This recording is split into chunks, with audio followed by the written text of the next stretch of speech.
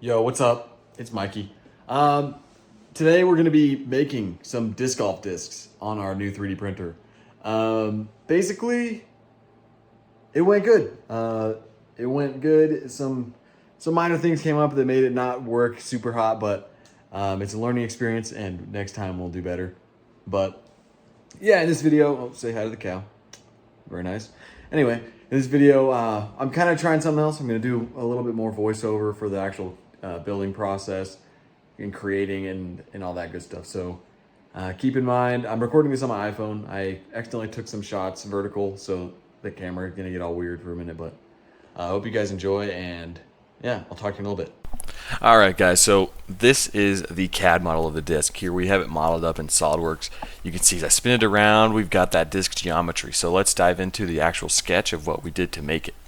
So we've got our cross section of the disc here, and what a cross section is essentially, if I was to cut the disc in half, this is the flat plane that I would see if I cut it in half. So what you do is you take this geometry and you revolve it around the center point, and that's going to take an infinite amount of slices and create that disc geometry that you see when you're done, like this right here. So if I was to cut this in half, that's exactly what you'd see.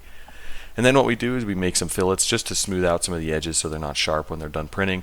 We have one down on that bottom rim, one on that inner limb where your fingers will go, and then one on that outer rim to conform to PDGA standards. Alright, so in order to print a disc, you've got to slice it up into a bunch of little 2D layers. So that's what we do here. And what's cool about this is you can see exactly how heavy the disc is going to be. So here I'm slicing it with no support, so there's not going to be any extra material. And when I do this, it's going to slice it into a bunch of small layers. And here you can see the disc is going to weigh, when I remove all the supports, 174 grams, which is really, it's perfect. That's about how I like my disc to be.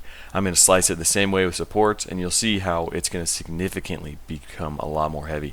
So once we get this sliced up, we're at 250 grams, and now we're going to see, like I said, you slice it into a bunch of layers. This is what the printer is going to do. Each layer, one by one, just like this, and that's exactly how it's going to print. So that's really cool. Okay, so here's the time lapse of the disc actually printing. Here you can see all those 2D layers coming one by one, and you can see all this sharp stuff on the edges, and that's actually that support material, so it's not printing on thin air. You'll see later when I try to remove it, it kind of becomes a problem, and you also see some deformities coming in, but that's okay.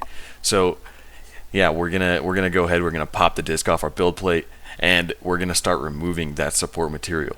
And shout out to Bamboo Labs, making a great printer. Just pop that in, printed it right up. Okay, so here's me removing the disc from the plate. As you can see, it's stuck on there pretty good. But once we get it off, we'll be able to see the support material and remove it. This disc is printed in a material called TPU, and TPU is known for its flexibility. You can see that it's not rigid at all. It's super bendable, and that's perfect for creating a disc. Here's me again attempting to remove the support material. It was stuck on there pretty good, and that's kind of the drawback with printing with TPU, is that you don't really get that smooth finish as well when you remove that support material. And you'll see later that there's also some problems with surface finish, and some of the on the rim, you can actually see that here on the left side by my hand, is we get kind of a bad finish on the rim of the disc, and that's going to be the leading edge on the wind. So you really want to try to get as smooth of a finish as you can to ensure that you're getting a good flight out of the disc. So here I'm again just attempting to get all this stuff off, which is kind of annoying, and I think there's a way to tune in the settings in the slicer, which is where you cut it up into those 2D layers and get a better support structure so it's easier to remove it. And you can see I'm making an absolute disaster. I find a technique here where you just kind of rip it off like I don't even know how to call it, just like a zigzag, and it's just peeling that off back and forth and back and forth, which was incredibly satisfying but incredibly inefficient, because you can see there's still stuff underneath it that it left, which I have to go deal with. So yeah, eventually I come up with a new technique where I just start scraping it with a knife, and while that may not be safe, it was very effective, and that's good. So we start scraping away the material after we get the brunt of it off, and you know, it actually did a lot better than I thought it would. We were able to remove a lot of those small imperfections on the bottom of the disc, and that's exactly what we needed. So yeah, you can see I'm just peeling out some of the smaller stuff, and now here we go. We got it all taken out. Here's the mess we made.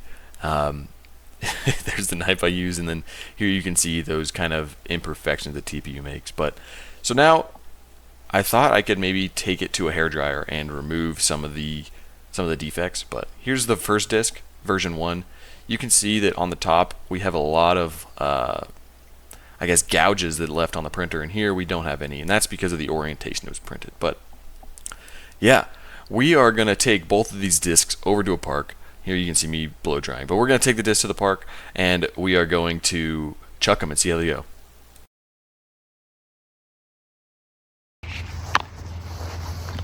Okay, hope you guys enjoyed that little voiceover of me crafting this thing right here, which is kind of, you know, we got a pretty good finish on it compared to this guy.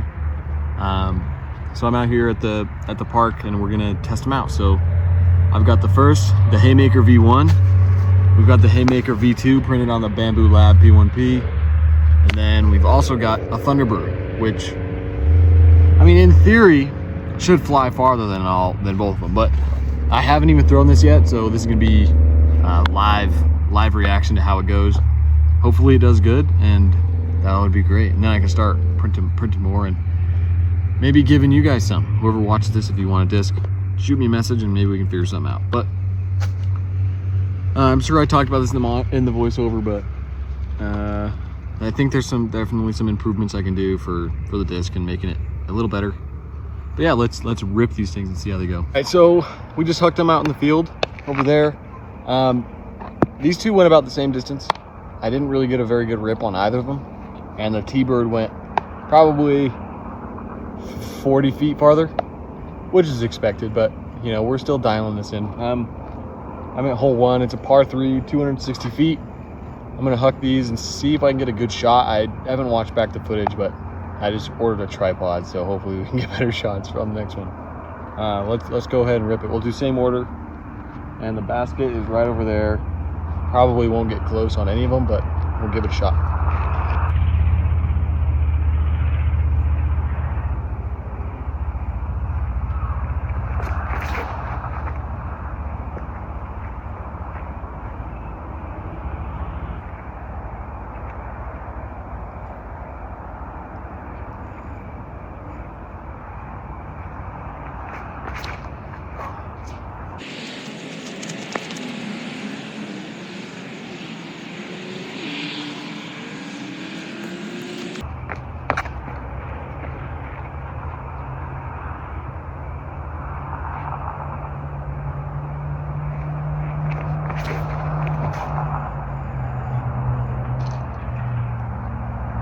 Flies nice.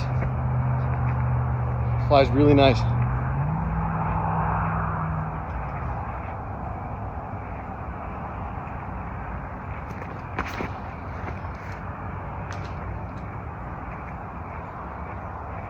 And that's a more typical shot. So Thunderbird landed here. T-box is right over there at the sign. And to give you some reference, the basket is right there. We're gonna go make our way over to the Haymakers and compare. Senior Bluey made it about here.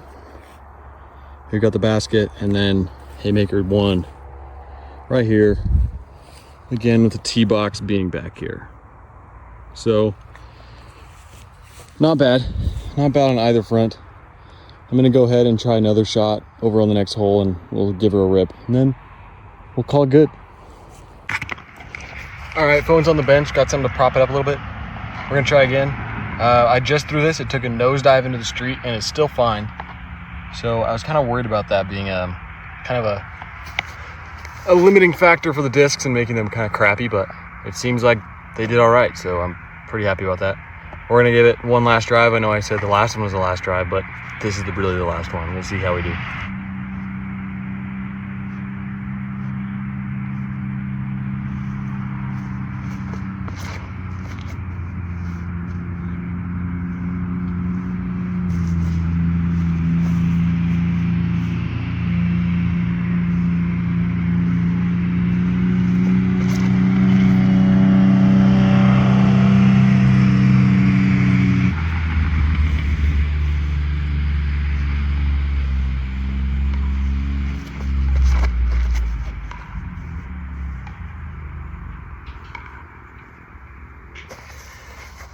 Well, the good old Thunderbird went much farther than the other two, which tells me we've got some work to do. I think a lot of it comes down to friction on the disc from the air because of the not super smooth finish.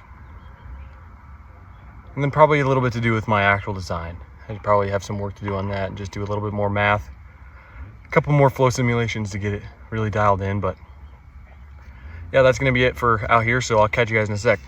All right, so I just got back from chucking those discs and I'm pretty impressed. I definitely think, like I said in the shots before, I think we can do better.